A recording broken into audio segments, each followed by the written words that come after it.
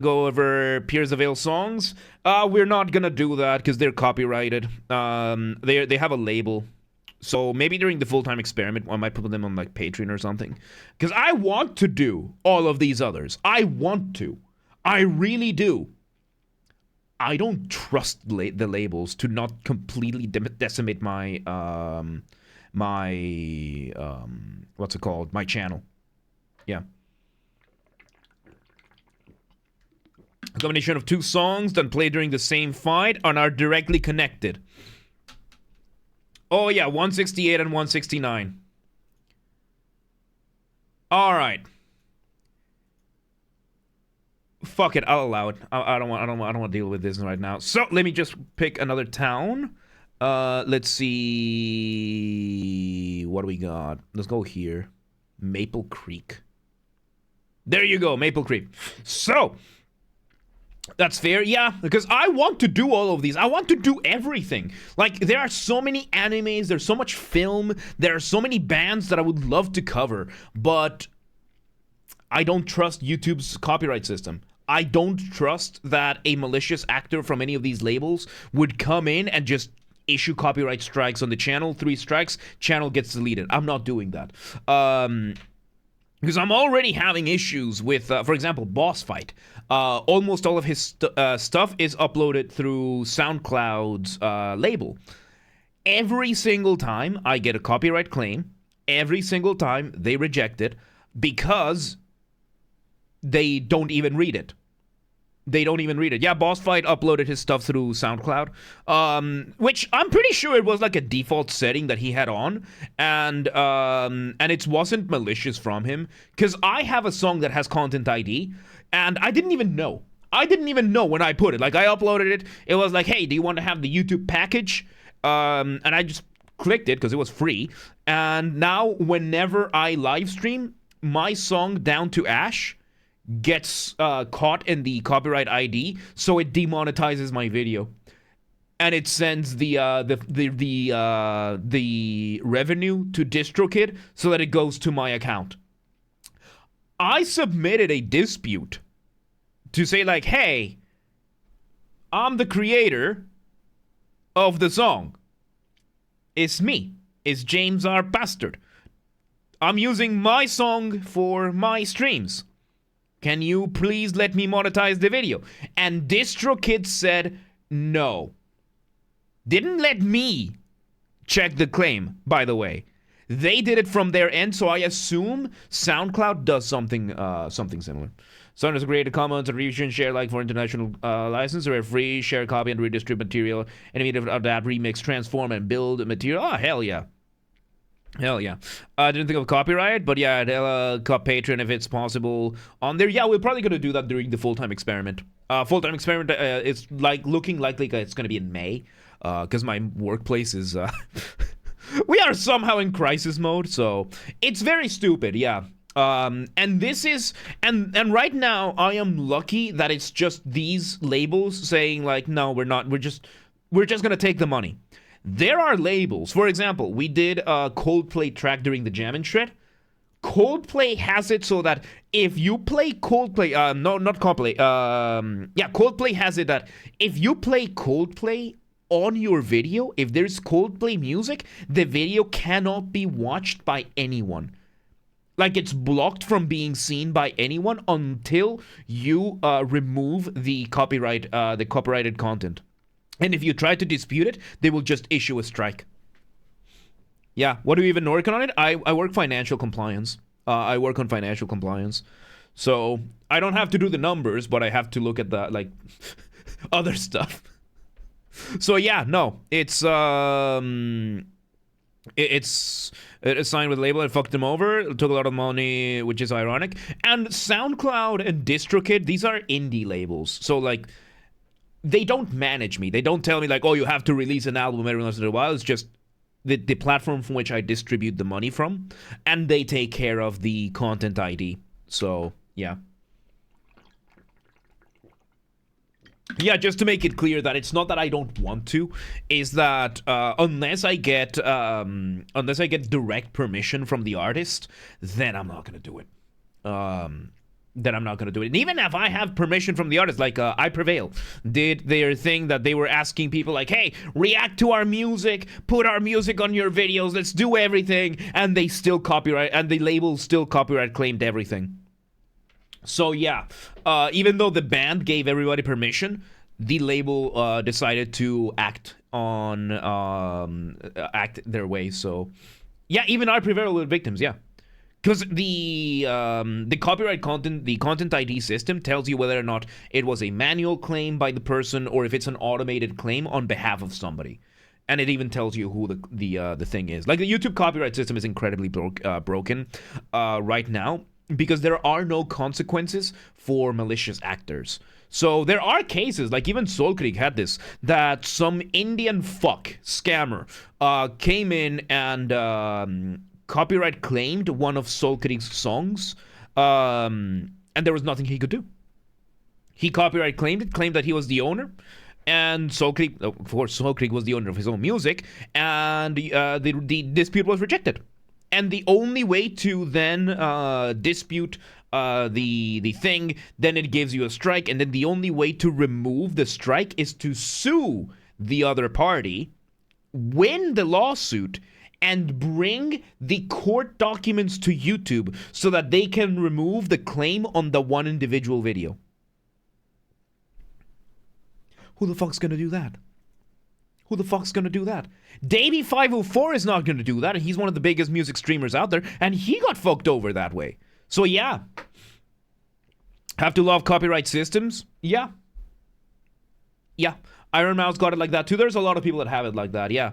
So yeah, that's why we don't do non-video game music. Because at least with video game music, 99% of the studios and the composers right now understand the nature of fair use and understand that there's goodwill. Some of them still have it copyright claimed. Like, for example, we did Civilization 6 the other day, and the composer has it content ID'd. So yeah. Other than Sony has been a hit or miss because we've done some stuff from Sony and it's gone through. Some other hasn't. So yeah. And yeah. Where did your comment go? Maybe YouTube misunderstood it as having a link. So yeah. Yeah, so there's a lot of there's that. And this is only gonna get worse until somebody sues YouTube. The same way that Viacom sued YouTube at the start. How about Nintendo? We have done Nintendo, and Nintendo they do manual claims. That's how Nintendo does things. They do manual claims, and yeah, I don't think they have anything in their copyright content ID. Who could sue YouTube? It would have to be somebody with a lot of money. It would have to be somebody with a lot of money. Like, we're talking somebody like PewDiePie or Mr. Beast. Somebody like that.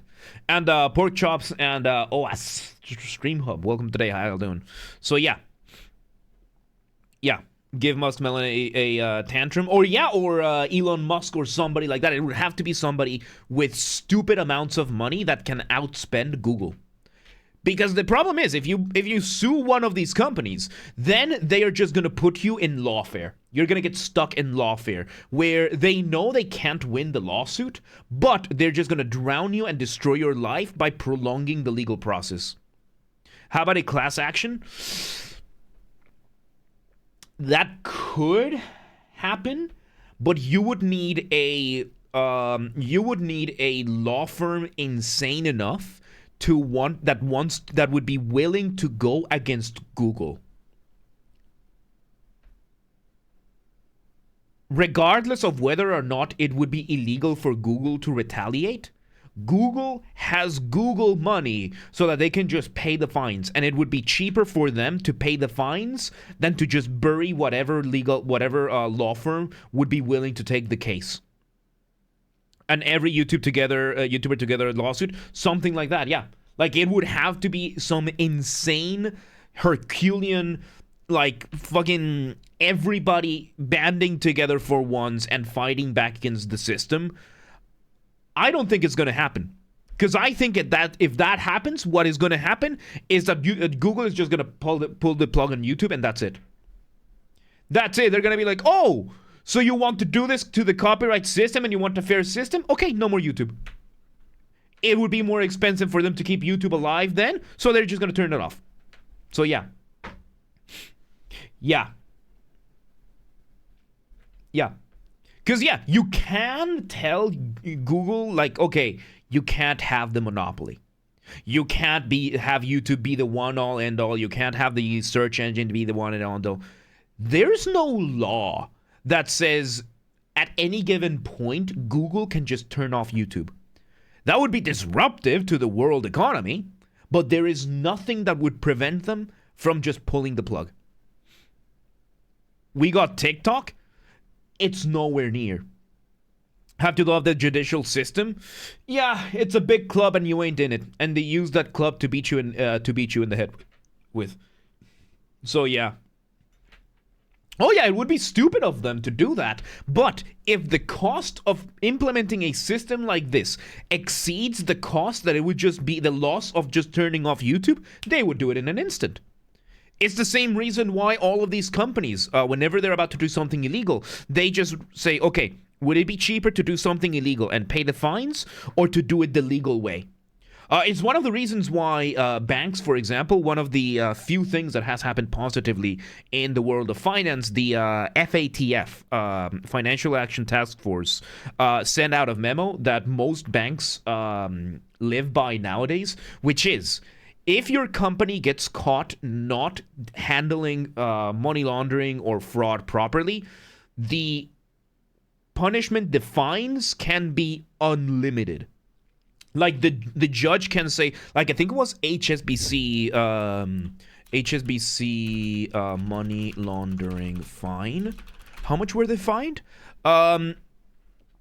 There was a big one. Was it HSBC or was it no one? Yeah, no. The biggest fine, HSBC got fined almost $2 billion back in 2012 for failing to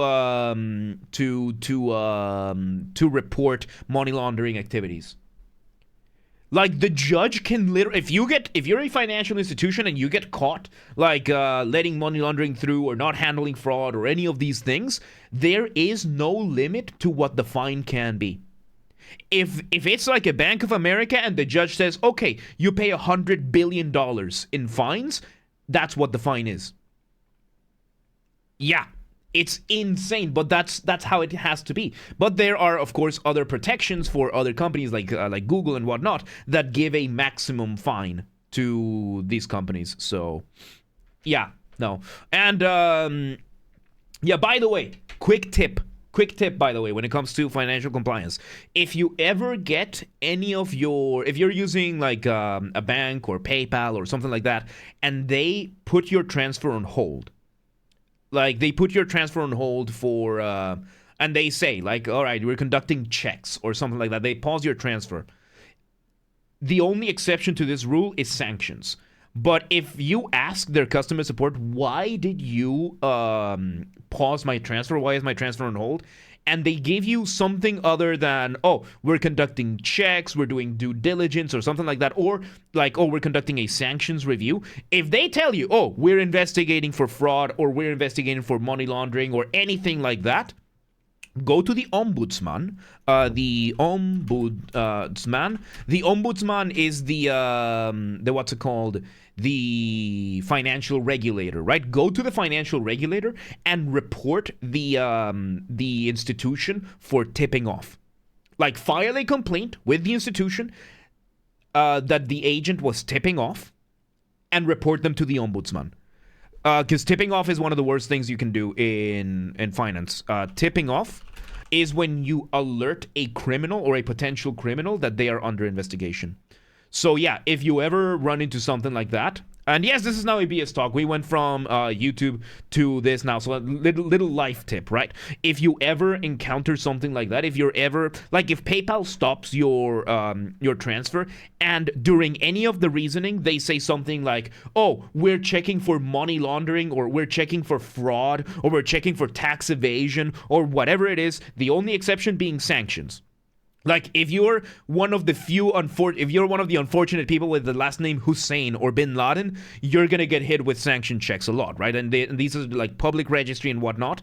If they give you any of the reasons, like usually they're gonna give you something vague, like, oh, we're checking, we're doing due diligence, or we need more information, or we're doing checks. They might ask you where the money comes from, that kind of thing. But if they tell you that they're investigating a specific crime, that is tipping off, and that is highly illegal. Like, to the point that you could get, like, if you're in customer support and you say that to a customer, they can get arrested. Like, the person could get arrested and charged for being complicit in the crime. Even if the crime didn't happen, they would be they would get in legal trouble for tipping off.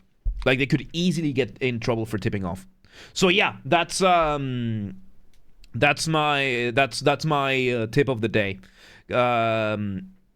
I think getting everyone to sue YouTube all at once would work quite well. I don't think it would. I think it would result in Google retaliating one way or another, or they would end up making a shit system, trying to make a band-aid solution to a bigger problem, and they wouldn't solve it. So yeah.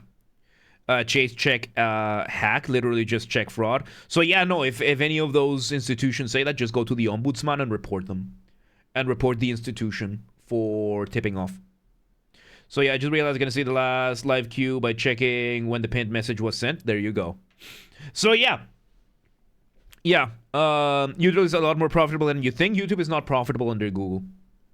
YouTube has never been profitable for Google, but it is a good tax write-off. Just like Twitch is not profitable for Amazon. Like, YouTube is profitable for a lot of the YouTubers, not for Google.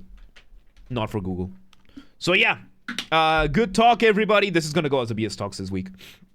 This is gonna be a BS Talks why we don't do non-video game music. So yeah, and the financial stuff. So yeah, let me drink this. Let's do this giveaway, and then we do live queue, and then we switch over. Good stuff, everybody. Good stuff. What if YouTube was paid only? People would stop using it. Yeah, people would stop using it. But no ads? We already have that. It's called YouTube Premium. Very few people have it. Then an alternative would be made so fast it wouldn't be funny. Yeah. Yeah. Servers would cost more than the ad revenue. Yeah. No spyware, no yeah. Financial advice for free. What a servers. There you go. That'll be $400 for each of you. that'll be no. How much do universities charge nowadays? That'll be each one of you owes me what, $40,000. Anyway. Good talk, everybody. Good talk. Let's go ahead and